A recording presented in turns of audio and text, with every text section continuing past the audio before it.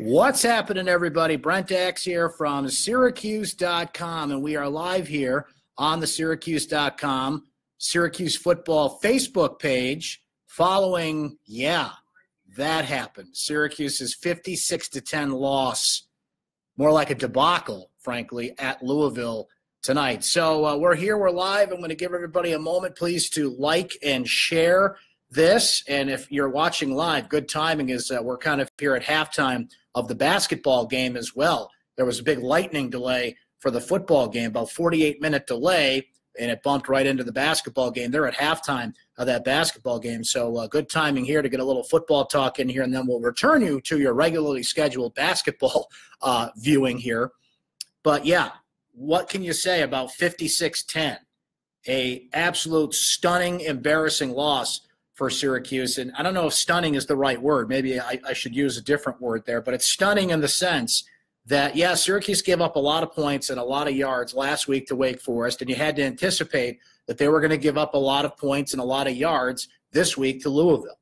You're playing one of the best quarterbacks in college football, one of the best quarterbacks we have seen in a generation, frankly, on the college level. And while Lamar Jackson probably won't go on to win the Heisman this year again, because, Louisville wasn't that good this year. Other players have kind of emerged, namely Baker Mayfield at Oklahoma is probably going to take that award. We saw again how good Lamar Jackson is. 381 combined yards in this game, and you say to yourself, that's it?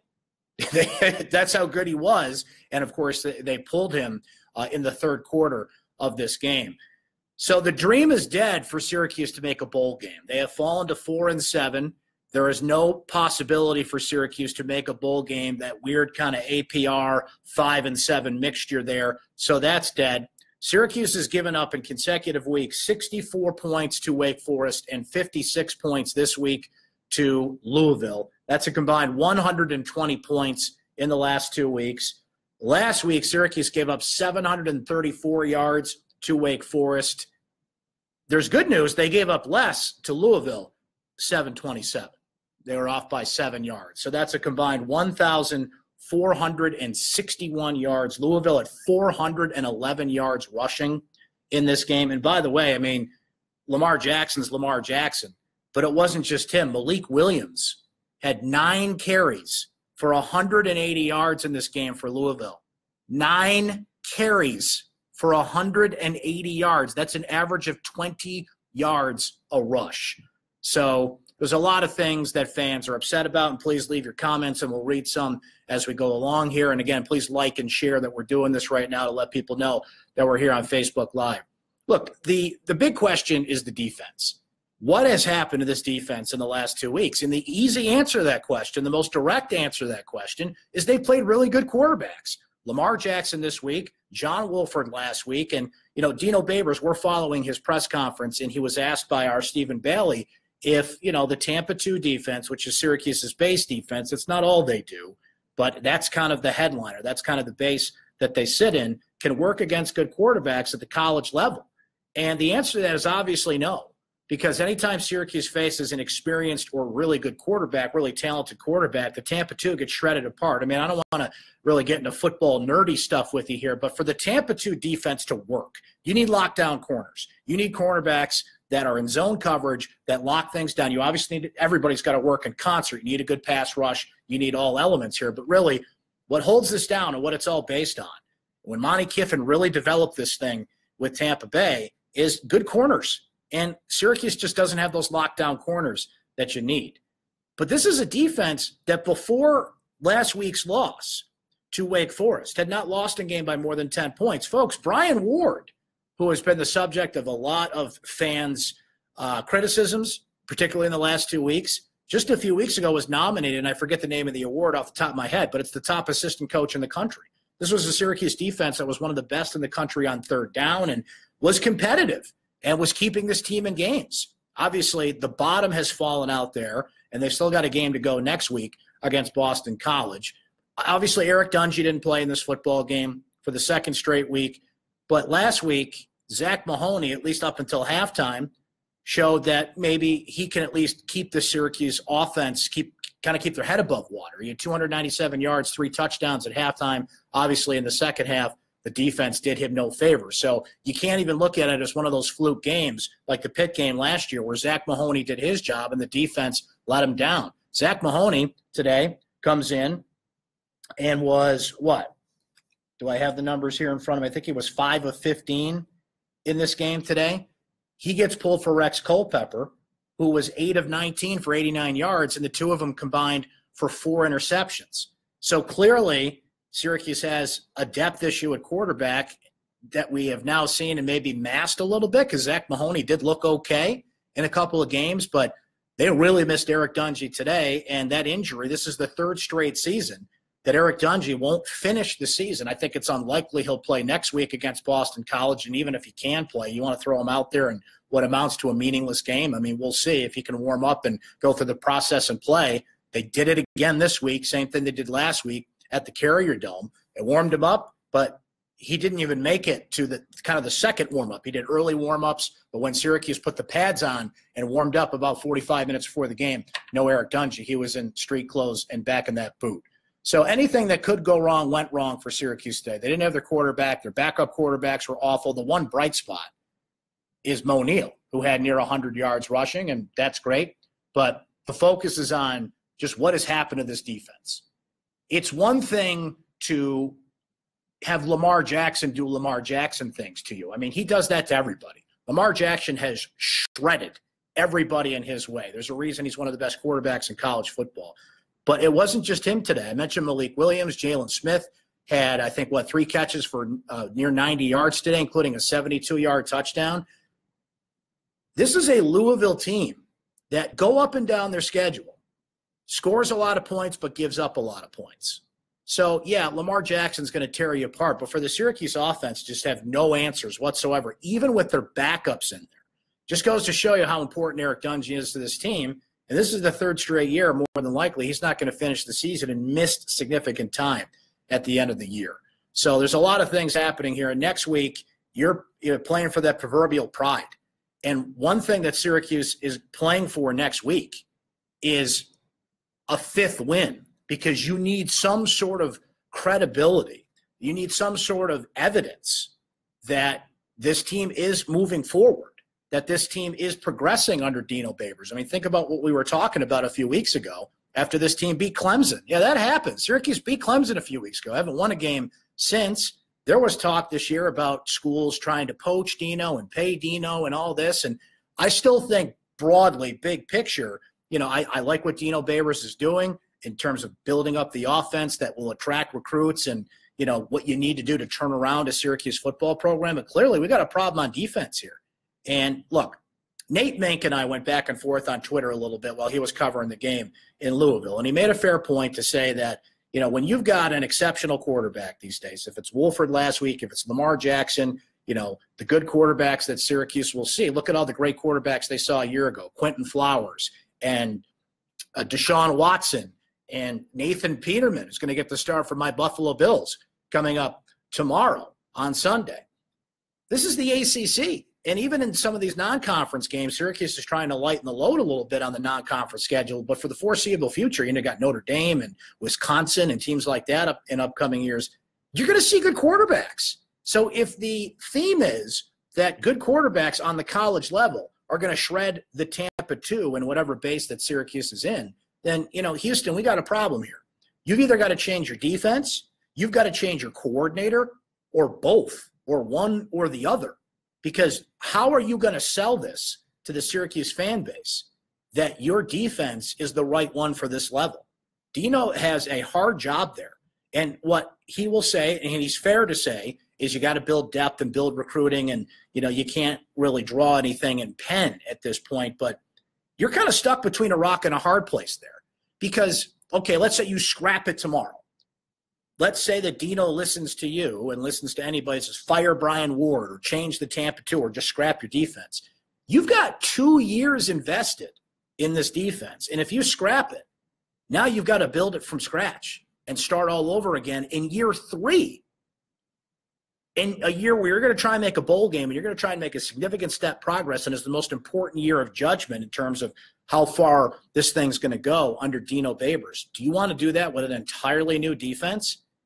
That's one side of it. The other side of it is, well, what you're doing now clearly isn't working. It did work for parts of this year. It worked against LSU, but, let's go through it. LSU had, 2 young quarterbacks that they were shuffling in and out of that game.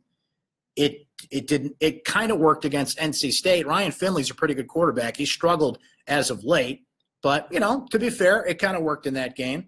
The Miami game, look what Miami has done this year, shredded Notre Dame last week. They had a heck of a game with Virginia today, pulling away late, but they've got a young quarterback in Malik Rozier, kind of up and coming.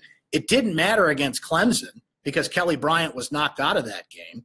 And had Kelly Bryant been in that game and had been healthy, maybe we're talking about something different here because Kelly Bryant has really looked good since he's come back from injury. So, look, I don't know what the answer is, but clearly whatever, the Tampa 2, the Tampa 3, the Tampa whatever, put whatever number next to it you want, it's not working. So they've got one more game in the books next week, and you got Boston College coming in, a team that's got A.J. Dillon at running back. Now, Boston College lost their quarterback, Anthony Brown. So it's going to be interesting to see how this defense does against a team that does not have a good quarterback next week, has a terrific running back. A.J. Dillon is one of the best freshman running back in the country, let alone the ACC. And next week's just a game for pride. And I see a comment from Bob in the comments here, and he makes a fair point to say, what kind of crowd you going to have next week?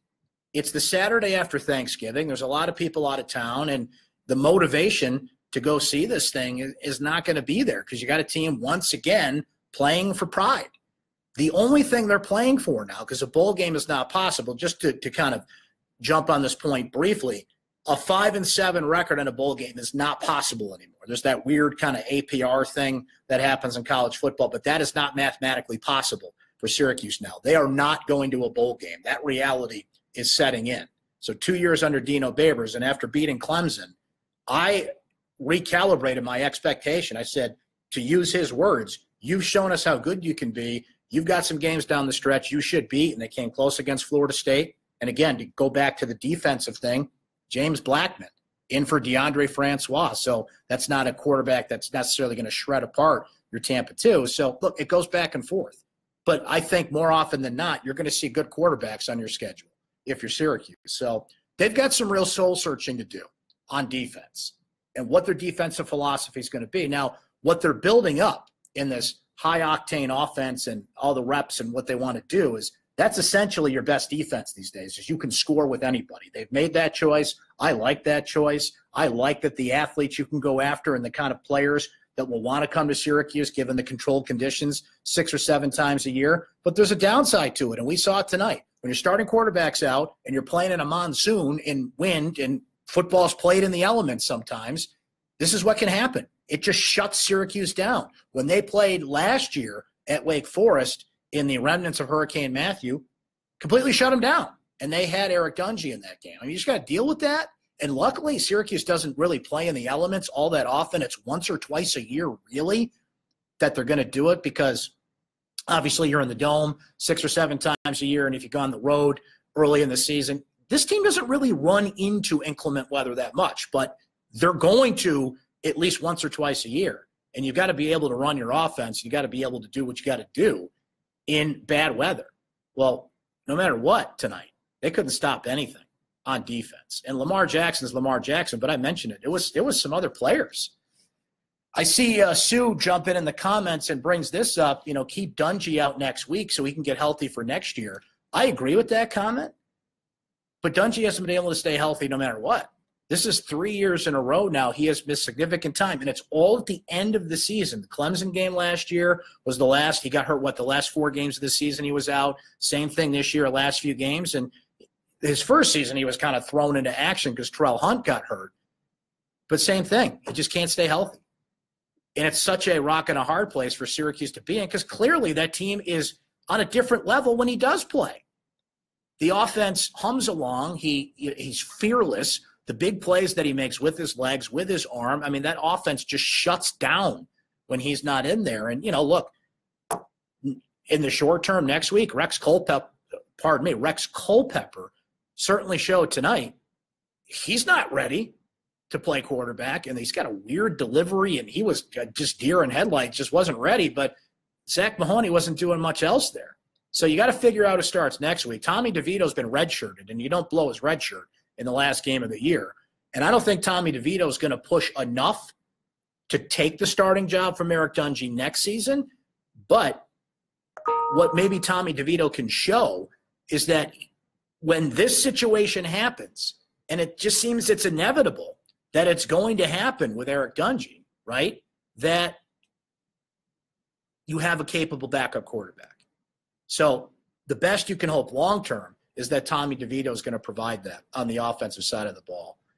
That being said, I keep coming back to this defense. I am bewildered that this defense has been this bad. I think you kind of had to factor in John Wolford, Lamar Jackson. Okay, they're going to do better than some of the quarterbacks we mentioned and that Syracuse has seen so far this year. But I brought it up earlier.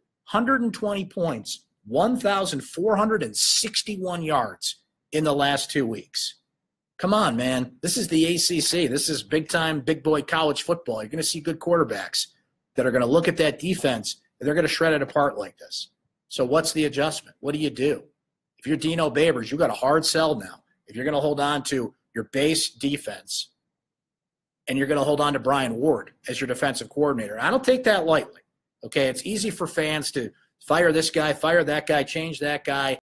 You know, coaching decisions are they affect an entire staff. They affect families. They affect a lot of people. But look, they know it when they get in it. It's a cutthroat business.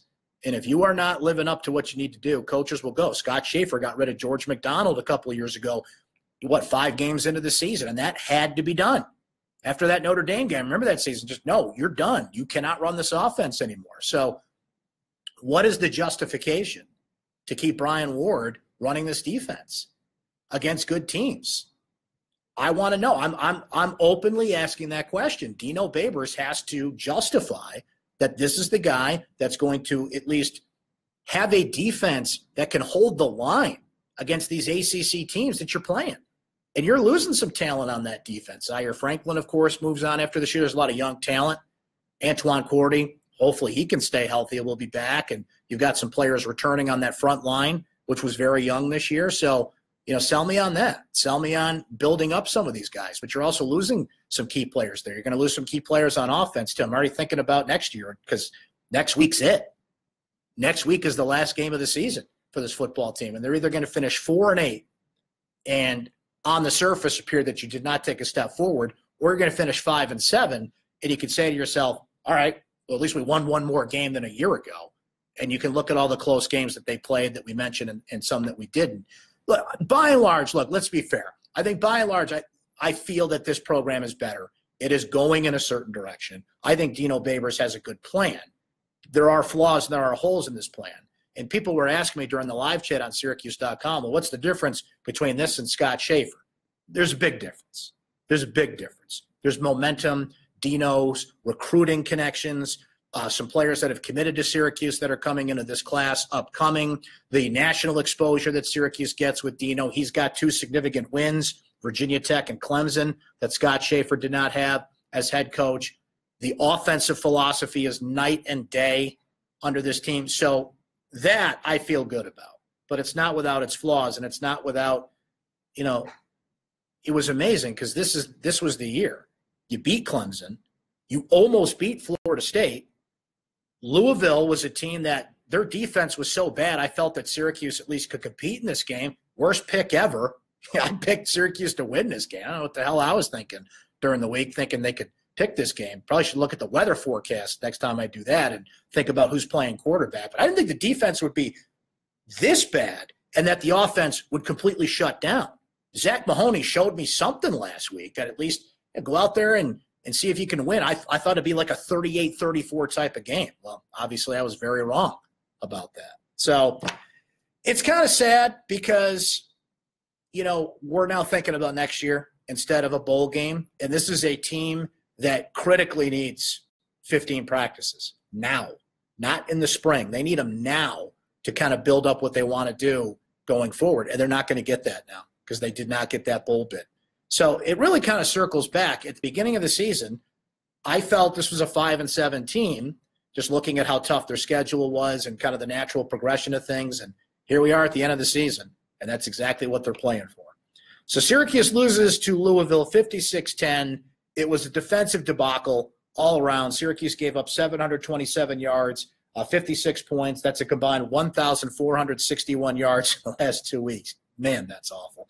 And a combined 120 points in the last 2 weeks. So Boston College comes in next week. It's a 12:20 kickoff at the Carrier Dome. A couple days after Thanksgiving. They don't have their quarterback, A.J. Dillon, terrific running back. So it should be at least a more competitive game next week. And Syracuse has to try and grab that 5th win and at least give some kind of glimmer of evidence that they're stepping forward as opposed – and what does Dino Baber say, right? Faith, belief without evidence. Now we're at the point where you got to show us a little evidence about that progress that you're supposedly making, which clearly has not been there the last 2 weeks, particularly the second half of the Wake Forest game in this entire Louisville football game.